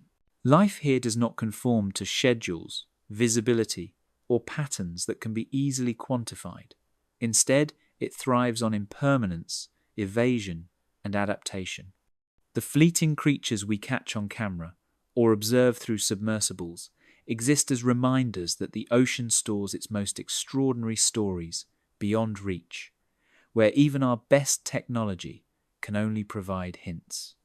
The transition from these transient macrofauna to the ancient, hidden archives preserved in sediment and chemistry below foreshadows the next revelation, the ocean as a living memory, holding the echoes of epochs, environmental shifts, and biological lineages that we may never fully witness. The memory of water. Lurking below the transient displays of oceanic life, a slower, more deliberate story unfolds, written not in motion or flesh, but in the currents that pulse through the global ocean. These massive flows, invisible to the human eye yet relentless in their progress, carry heat, salt, nutrients, and chemical traces across thousands of kilometers, threading together the surface, mid-water, and abyss in a vast living network. The thermohaline circulation, often described as the ocean's conveyor belt, moves water masses over centuries, transporting warmth from equatorial regions toward the poles while sending dense, cold water toward the depths, creating a rhythm both ancient and ongoing, imperceptible yet omnipresent. Temperature gradients slice the ocean into layers, each directing currents along paths that are invisible but decisive, guiding the distribution of life and the flow of energy. Surface winds tug at the uppermost layers, initiating waves and gyres whose effects cascade downward, imprinting motion on water masses hundreds of meters below. These currents, while seemingly uniform at the human scale, carry hidden eddies and spirals, minute vortices that trap plankton, nutrients, or chemical markers and transport them over vast distances, acting as nature's own long-distance couriers. Salinity and dissolved oxygen converge in complex patterns, encoding centuries of environmental change. Water that sinks near Greenland or Antarctica carries with it the thermal and chemical signature of the surface at the time of its descent, essentially locking away snapshots of climate and atmospheric conditions for decades or centuries. Within these moving archives, oxygen minimum zones mark areas of persistent scarcity, guiding the distribution of deep-sea species while recording the intricate interplay between biology, chemistry, and global circulation. Every drop is a messenger of history, every density current a ledger of Earth's climatic memory. In the depths, the whispers of ancient climates persist, carried silently in water that may have travelled halfway across the globe before resurfacing in a new hemisphere. Trapped gases, dissolved nutrients, and isotopic ratios provide scientists with a molecular archive. Yet these signals are partial and scattered, revealing patterns only when interpreted across decades of measurement. Paleoclimate reconstruction relies on understanding these flows, yet even the most precise instruments can only capture fragments of the full narrative, leaving a sense that the ocean itself remains the ultimate arbiter of memory. Water masses, once set in motion, travel across basins, threading a web older than most human civilizations. The Antarctic bottom water slowly fills trenches, while North Atlantic deep water traces its path along continental margins, creating a dynamic circulation that shapes climate and oceanic chemistry alike. As the ocean moves, it maintains connections between disparate ecosystems, transporting larvae, nutrients, and detritus across continents, often linking surface processes with abyssal communities. These movements, slow yet inexorable, create a continuity that human observers can glimpse only intermittently, a constant flow that renders the ocean simultaneously knowable and unknowable. Life within this vast conveyor is guided by the memory encoded in water itself. Plankton bloom where nutrients are brought to the sunlit surface by upwellings. Deep-sea species follow the oxygenated currents or trace chemical gradients to feed and reproduce. Even the most isolated organisms are bound to these invisible highways, which dictate the availability of energy and the timing of ecological interactions. The ocean, in this sense, is both archive and choreographer. It stores the past while orchestrating life in the present, all beyond the full comprehension of human senses or technology. Occasional disruptions, eddies, internal waves, or abrupt changes in current speed reveal the ocean's capacity for impermanence within constancy. These ephemeral features may last days or months, reshaping nutrient pathways, mixing oxygen levels, or redirecting larvae. Their transient nature contrasts with the slow, measured circulation beneath, emphasizing the ocean's dual character, persistent yet flexible, ordered yet chaotic. Observers may record these phenomena, yet each measurement is a snapshot in a system that refuses stasis, reminding us that no single moment can capture its complexity. The ocean also carries echoes of atmospheric events, from sudden storms to centuries-old shifts in wind patterns. Surface waters influenced by monsoons, trade winds, or cyclones transfer their energetic and chemical imprints downward, where they are diffused and stored in colder, denser layers. These movements create a palimpsest, a record of change and adaptation that is constantly overwritten yet never erased.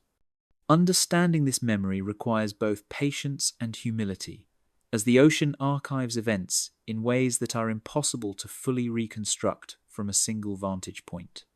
Human attempts to track this memory, from drifting buoys to autonomous floats, reveal both the sophistication of technology and its limitations. Instruments measure temperature, salinity, dissolved oxygen, and current velocity with increasing precision, yet they cannot replicate the centuries-long journeys of water masses or the subtle chemical fingerprints encoded in their depths. Each deployment is temporary, each data set a fragment, and despite our advances, the ocean retains dominion over its own narrative, ensuring that total comprehension remains out of reach. Across the endless cycles of activity and stillness, the ocean asserts a lesson about the limits of human perception and intervention. Its currents carry the weight of eons, transporting climate, chemistry, and nutrients across the globe, while remaining largely imperceptible to those who stand on its shores or peer from submersibles. The water remembers what humans cannot fully measure, connects what humans cannot easily see, and persists where observation is incomplete, preparing the mind to accept that no matter the tools or ambition, the ocean will always hold secrets beyond our reach. As our gaze moves forward, the memory of water leads naturally to the realization that even within these currents, life, adaptation, and history intertwine, and the next mysteries of the deep await places where light has vanished entirely, and the rules of the surface world no longer apply. The threshold humans cannot cross.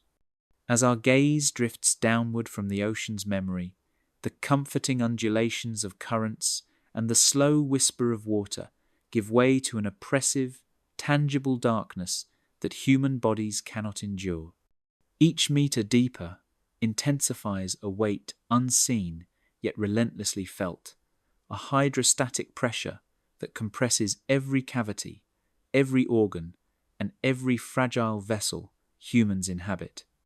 In these depths, lungs that sustain life on the surface would collapse instantly, bones would fracture under the invisible squeeze, and blood would congeal in defiance of survival. The ocean, in this arena, is indifferent to ingenuity. It tests the human form at scales for which evolution has never prepared us.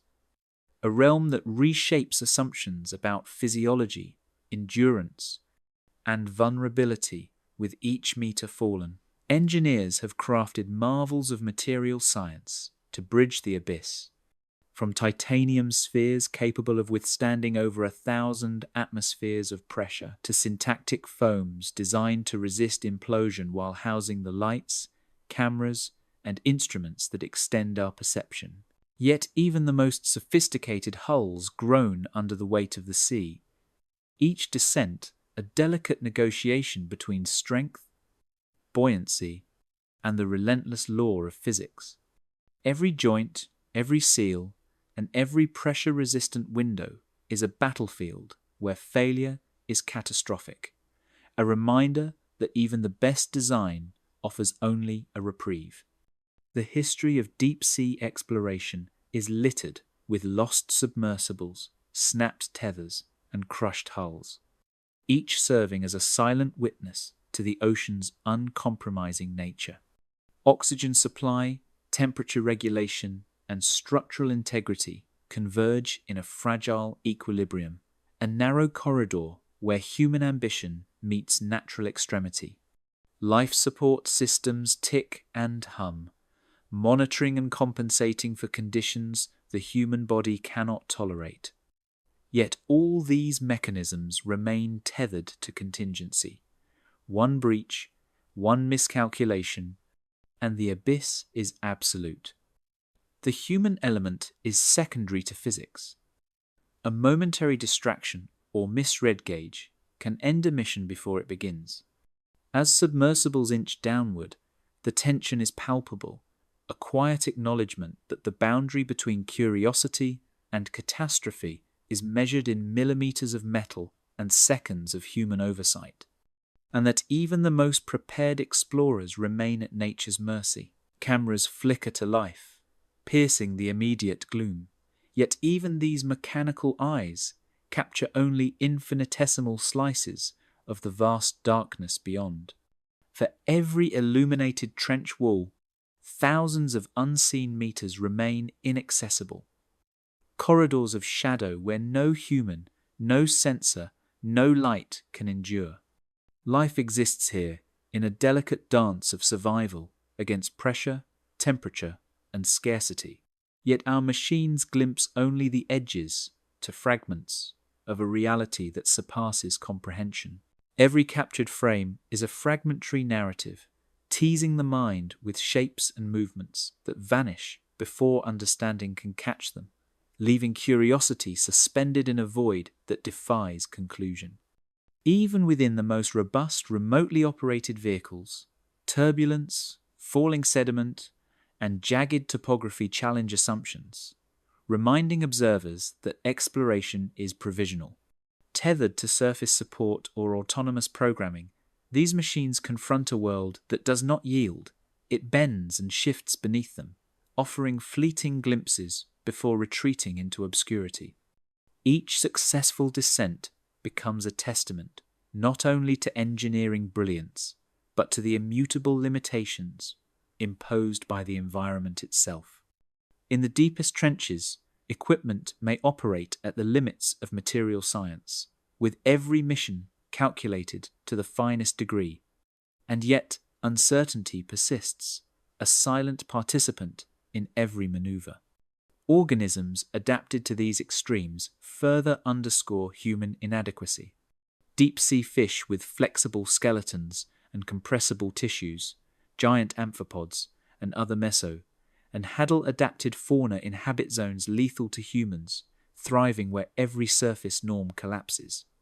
Bioluminescent signaling, slow metabolisms, and unique reproductive strategies illustrate a resilience that our biology cannot emulate.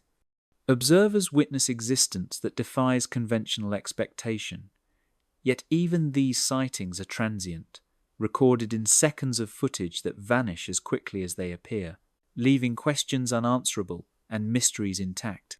These fleeting encounters remind us that life in the deep is a continuous negotiation with extreme conditions, one entirely removed from the frameworks that govern the surface world. Even theoretical models, built on decades of careful observation and experimentation, fail to predict every nuance of this extreme environment. Currents ripple in patterns unrecorded, sediments shift unpredictably, and unseen obstacles challenge every assumption. Thermal gradients, geochemical anomalies, and microscopic detritus interact in ways that confound expectations, demonstrating that even abstract understanding cannot substitute for direct presence, a presence the human body is physically barred from attaining. The deeper the descent, the more the gulf between knowledge and reality widens, emphasizing the vastness, not just of space, but of human ignorance when confronted by a system beyond direct experience. Surface tethering and remote monitoring highlight the dependence of humanity on intermediaries, be they cables, machines, or algorithms, to glimpse even the outer edges of these depths. Each probe is a lifeline, every remotely operated camera a fragile eye into a world inhospitable to human flesh. Submersibles are extensions of human intention, not the body itself. They are instruments of translation, converting light, motion, and pressure into data humans can interpret. The observer realizes that direct presence is impossible. Survival is contingent, observation is mediated, and understanding remains incomplete. In the interplay of physics, biology, and technology, the ocean asserts a quiet dominion. The deepest trenches, the steepest slopes, the dark corridors beyond light's reach, these are realms untouched by human hands, almost entirely immune to our instruments. For all our machines, all our calculations, and all our ambition, certain territories remain mathematically and physically unreachable. Even the most sophisticated ROVs and autonomous vessels are humbled by conditions that humans cannot survive, and these outer limits remind us that there are frontiers in the natural world no technology can ever fully conquer. Ultimately, this descent into the ocean's outer edge reinforces a profound humility. We confront our fragility, our dependence, and our limits in a realm where survival is mediated entirely by metal, algorithms, and the ingenuity of others. The threshold humans cannot cross is not a line, but an infinite gradient, a reminder that no matter our advances, some worlds will remain forever beyond reach, whispering secrets that can only be imagined, never possessed, and that the deep ocean, in all its complexity and darkness, will always hold truths inaccessible to human experience. Here, at this final frontier of human proximity, the ocean asserts a singular truth. Mastery is an illusion. Presence is provisional, and some depths will remain an eternal mystery, the forever unexplored. The abyss stretches in gradients of shadow and pressure, each meter a boundary humanity cannot hope to cross. Even with the most advanced submersibles and autonomous vehicles, our reach is limited to fleeting glimpses, and much of the seafloor remains a landscape of conjecture. Trenches plunge tens of kilometers beneath the surface, their walls carved by tectonic collision and erosion over millions of years, yet the vast majority of these extremes have never been seen by human eyes. Every descent confronts engineers and scientists with the same immutable truth. The deeper we attempt to go, the more the ocean asserts its inaccessibility. Layers of ancient sediments conceal trenches, ridges, and faults that no probe can permanently catalogue. Turbidite flows, avalanches of sand and silt cascading down slopes, erase traces of prior mapping within hours or days. Even the most precise sonar scans capture only temporary impressions, shadows of the moving seafloor rather than fixed topography. Vast abyssal plains, seemingly monotonous, shift over geological timescales, demonstrating that the landscape itself is a moving target, forever out of reach of definitive human records. Each mapped canyon may vanish into obscurity, replaced by newly deposited silt or altered by subtle tectonic uplift, reminding explorers that permanence is an illusion. Time moves differently here, unmarked by clocks or calendars, recorded only in geological slow motion. Sediment accumulates at rates, often measured in millimeters per millennium, while hydrothermal vents reshape localized terrains in sudden bursts. This contrast between imperceptible accumulation and abrupt geological upheaval complicates attempts to create coherent maps, leaving even long-term research programs reliant on extrapolation, probability, and partial observation. Humanity can log coordinates and elevations, but the ocean resists being frozen into a static representation, as if it actively resists being fully known. Instruments falter, corroded by salt and crushed under weight, leaving the majority of the seafloor invisible. Pressure at the deepest hadal trenches exceeds 1,000 atmospheres, and every hull and sensor must contend with forces that can bend, rupture, or implode machinery within seconds. Cameras and lights illuminate only minuscule fractions of the surrounding terrain, while electronics are prone to catastrophic failure in conditions that are routine for native organisms. For every successful dive, dozens more end in incomplete data or lost equipment, emphasizing the provisional nature of human knowledge in this realm and reinforcing the humbling scale of the unknown.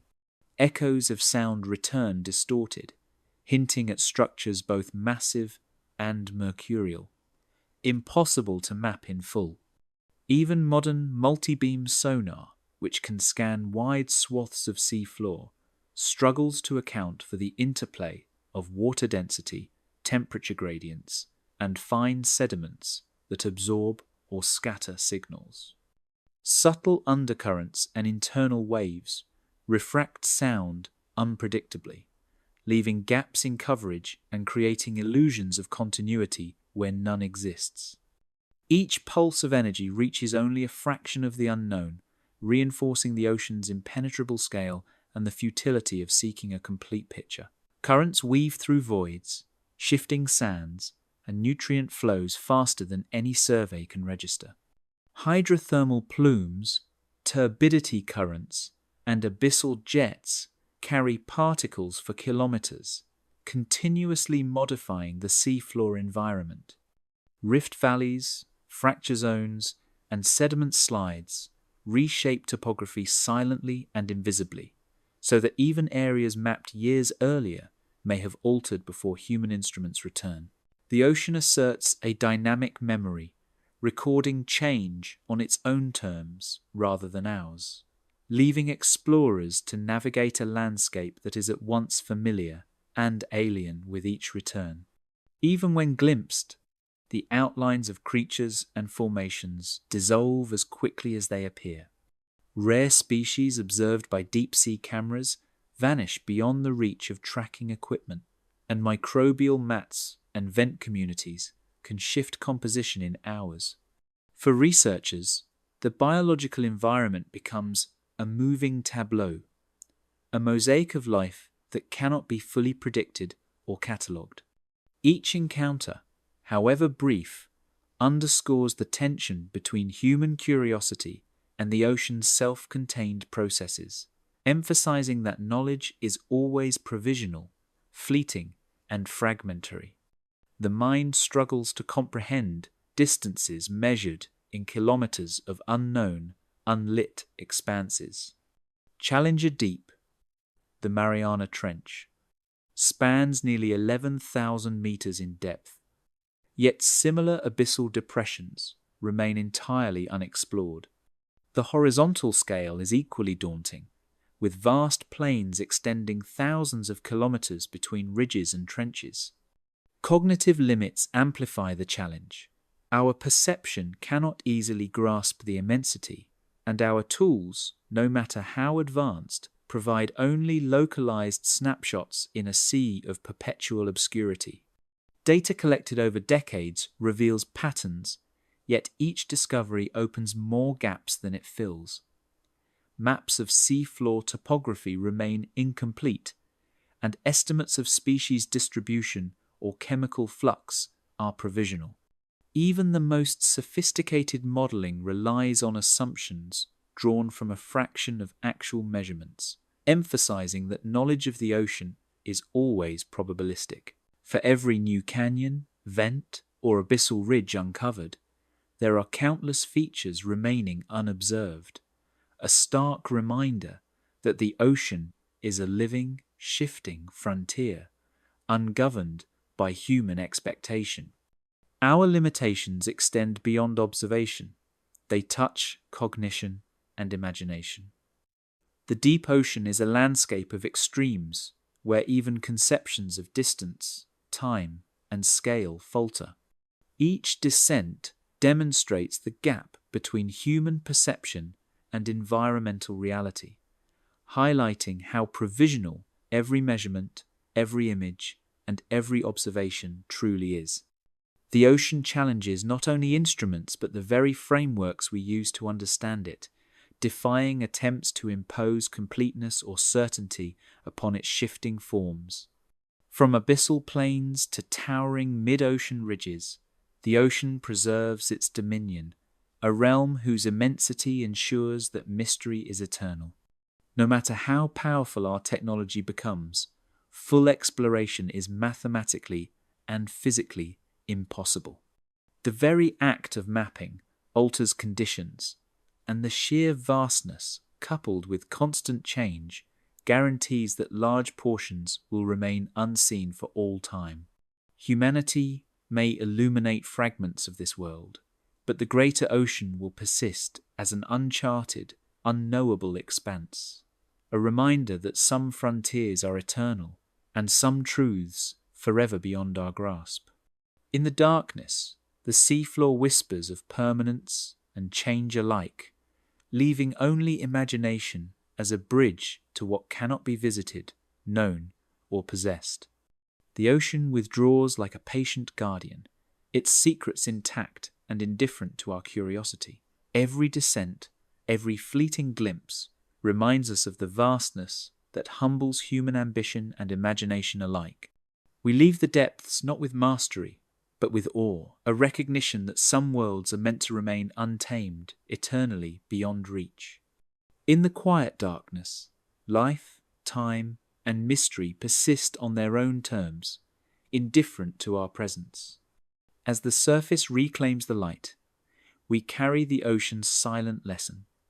Wonder is infinite, and some depths will never yield their truth.